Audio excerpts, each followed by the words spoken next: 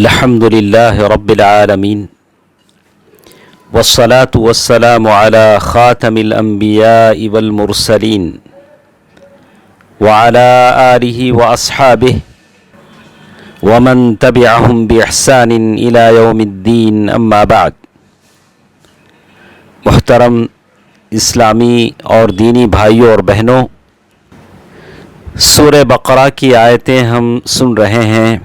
اللہ تعالیٰ کا ارشاد ہے، اعوذ باللہ من الشیطان الرجیم، بسم اللہ الرحمن الرحیم. وَمِنَ النَّاسِ مَن يَقُولُ آمَنَّا بِاللَّهِ وَبِالْيَوْمِ الْآخِرِ وَمَا هُمْ بِمُؤْمِنِينَ. اور بعض لوگ وہ ہیں جو کہتے ہیں ایمان لائے ہم اللہ پر اور یوم آخرت پر، حالانکہ نہیں ہیں وہ ایمان لانے والے. يخادعون الله والذين آمنوا وما يخدعون إلا أنفسهم وما يشعرون. وہ دھوکہ دیتے ہیں اللہ کو اور ان لوگوں کو جو ایمان لائے، اور نہیں دھوکہ دیتے وہ مگر اپنے آپ ہی کو، اور وہ نہیں شعور رکھتے. فی قلوبہم مرض فزادہم اللہ مرضا وَلَهُمْ عَذَابٌ أَلِيمٌ بِمَا كَانُوا يَكْذِبُونَ.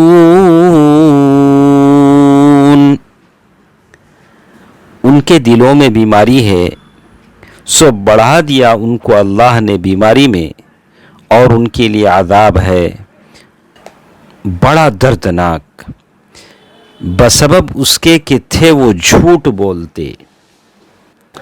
محترم اسلامی بھائیوں اور بہنوں، معلوم ہونا چاہیے کہ نفاق بھلائی کا اظہار کرنے اور اندرونی طور سے برائی چھپانے کا نام ہے. اس تعریف میں نفاق اعتقادی اور نفاق عملی دونوں شامل ہیں، یعنی عقیدے کا نفاق اور عمل کا نفاق دونوں شامل ہیں. جیسے نبی صلی اللہ علیہ وسلم نے بھی اپنے اس فرمان میں اس کا ذکر فرمایا ہے، آیۃ المنافق ثلاث، اذا حدث کذب واذا وعد اخلف واذا اؤتمن خان. منافق کی 3 نشانیاں ہیں، جب بات کرے تو جھوٹ بولے، جب وعدہ کرے تو وعدہ خلافی کرے، جب اس کے پاس امانت رکھی جائے تو اس میں خیانت کرے. ایک اور روایت میں آتا ہے وَإِذَا خَاصَمَ فَجَرَ، جب جھگڑا کرے تو گالی گلوچ کرے. صحیح بخاری کتاب الایمان باب علامات المنافق، حدیث نمبر 30/3 اس کا حوالہ ہے. رہا نفاق اعتقادی یعنی عقیدے کا نفاق، جو آدمی کو اسلام سے باہر کرنے والا ہے، تو یہ وہ نفاق ہے جس سے اللہ تعالیٰ نے منافقین کو اس صورت میں اور بعض دیگر صورتوں میں اللہ تعالیٰ نے بیان فرمایا ہے. رسول اللہ صلی اللہ علیہ وسلم کی مکہ مکرمہ سے مدینہ منورہ کی طرف ہجرت سے پہلے اور ہجرت کے بعد تک نفاق کا وجود نہیں تھا، یعنی منافق جانے نہیں جاتے تھے، یہاں تک کہ اللہ تعالیٰ نے غزوہ بدر میں اہل ایمان کو غلبے اور فتح و نصرت سے سرفراز فرمایا. بعد میں یہ ہوا کہ مدینے میں رہنے والے وہ لوگ جنہوں نے اسلام قبول نہیں کیا تھا ذلیل ٹھہرے. چنانچہ ان میں سے کچھ لوگوں نے خوف کی وجہ سے دھوکے کے ساتھ اپنے مسلمان ہونا ظاہر کیا تاکہ ان کا جان و مال بچ جائے، محفوظ رہے.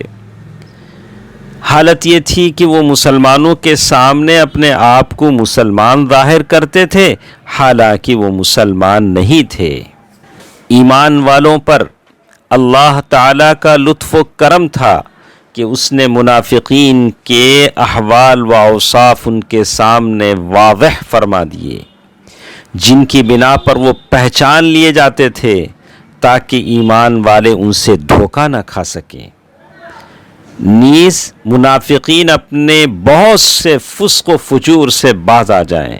اللہ تعالیٰ نے ارشاد فرمایا، يحذر المنافقون أن تنزل عليهم سورة تنبئهم بما في قلوبهم، سورة التوبہ آیت نمبر 64۔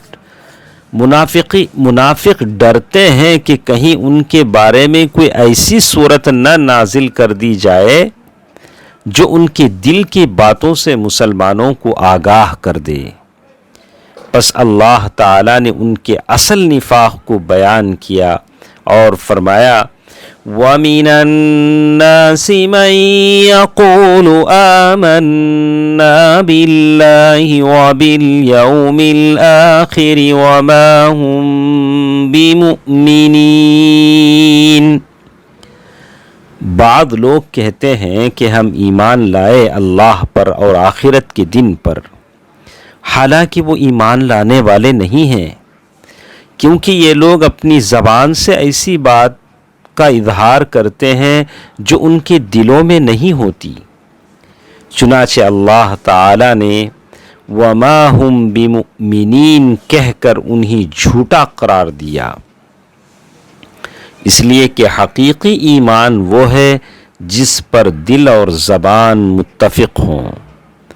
ان منافقین کا یہ اظہار ایمان تو اللہ تعالیٰ اور اہل ایمان کو دھوکہ دینا ہے۔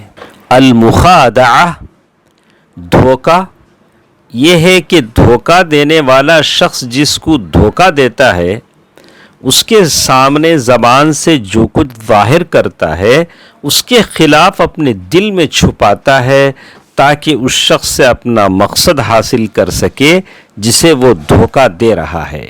پس منافقین نے اللہ تعالیٰ اور اہل ایمان کے ساتھ اسی رویے کو اختیار کیا تو یہ دھوکہ انہی کی طرف لوٹایا، یعنی اس کا سارا وبال انہی پر پڑا۔ اور یہ عجائبات میں سے ہے، کیونکہ دھوکہ دینے والے کا دھوکہ یا تو نتیجہ خیز ہوتا ہے اور اسے اپنا مقصد حاصل ہو جاتا ہے، یا وہ محفوظ رہتا ہے اور اس کا نتیجہ نہ تو اس کے حق میں ہوتا ہے اور نہ اس کے خلاف۔